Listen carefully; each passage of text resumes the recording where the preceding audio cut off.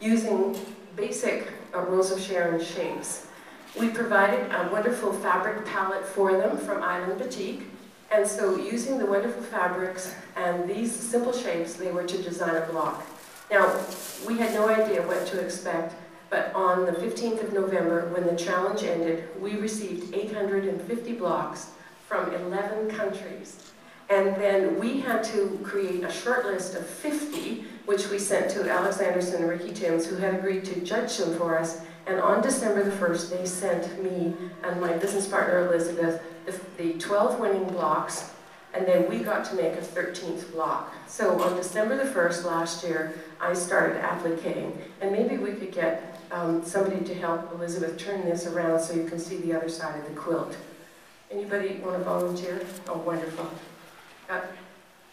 Great, sorry. Thank you. Now, in front of it is beautiful enough, isn't it? May we take it? Oh, certainly, certainly. I did the applique using, in many, many cases, invisible thread. But one of the things I absolutely adore about the Rose of Sharon collection, the quilting collection in the 50-weight thread, I had an exact color to match every fabric in my palette there, and the 50-weight does a beautiful invisible machine applique stitch.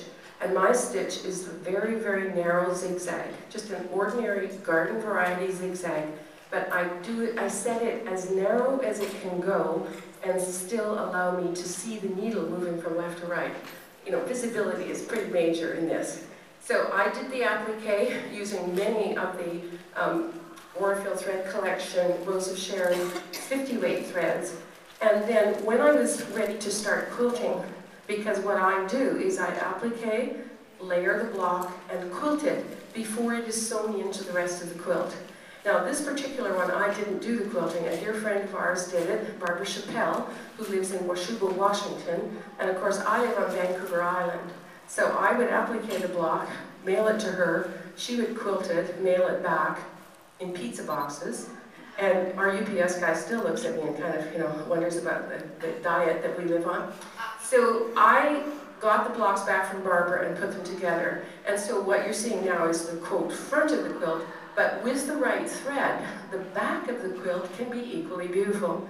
And we've had some wonderful emails from people asking us how we got the design on the back of the quilt, which they're awfully embarrassed when they discover that it is the bobbin thread. So when I start to quilt my quilts, and Elizabeth is going to come and show you this one, this is, the center block on the quilt was designed by Rebecca Reinheimer from Jerusalem, Israel. And Rebecca sent us only one block, and this is it, and Elizabeth's going to raise it up a little bit higher. And she also sent 2 or 3 quilt suggestions of settings. Now I adored this one, and I absolutely had to make it.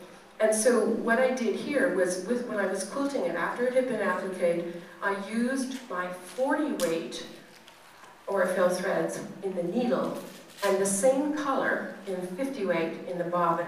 And so again, the back of the quilt, although not quite as spectacular as the larger quilt, you still have an absolutely beautiful quilt on the back.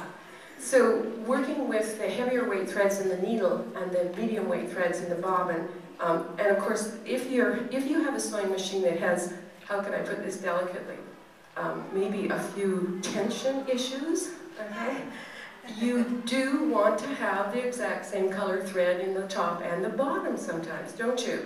And so with Aurifil and those 250 wonderful colors in all of the weights that you could possibly want to work with, that's something that you can easily do, is have the right weight and the same color in both the needle and the bobbin. So it takes all that worry about, oh my goodness, you know, am I going to have to do the Sharpie technique? You all know what that is, don't you? Okay. For those of you who don't know the Sharpie technique, it's when the wrong colored thread shows up somewhere and you get out your Sharpie and you make little, you know, and it's usually white thread, right? It's always white thread that does it because it's so visible. Okay, you don't have to worry about that anymore. Now the other thing that works incredibly well with all of our threads is working on an embroidery machine. And so Elizabeth is going to show you one that we just finished. This, by the way, is a new pattern available from my company, Nine Patch Media. It will be out in a month. And similarly, this one Now, one of the 6 books that I have published with Martingale and Company is called Sensational Sashiko by Machine. And that particular book, I did all of the sashiko on a conventional sewing machine using a heavyweight thread. Now, I hadn't met the wonderful Aurifil people then, and so I couldn't find a heavyweight cotton that would work, so I was working with the dreaded polyester. So I was absolutely thrilled when I discovered that Aurifil has 12-weight cotton thread that gives me spectacular.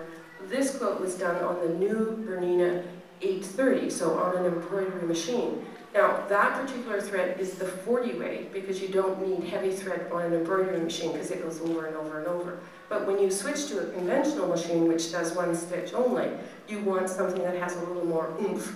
So this is the 12-weight, and does it come in 252 colors as well? Yes, we see. I just can't believe that. Heavyweight cotton thread in 252 colors. So I used a sort of slightly gradations of pale blue and blue for this little tiny sample here, just to show how wonderful it looks done on a conventional sewing machine. So it just makes all the difference in the world if you have the right thread. Now, what else have we got here to show you?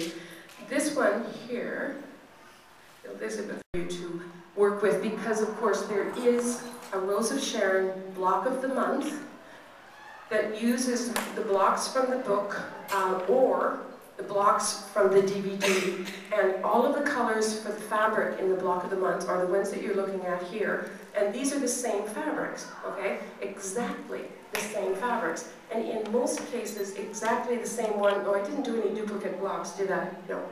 But these were the colors that the designers themselves chose.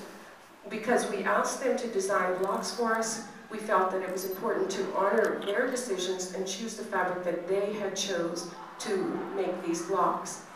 Now, one important thing that I haven't told you, because I told the previous group and I forgot that I hadn't told you as well, all of the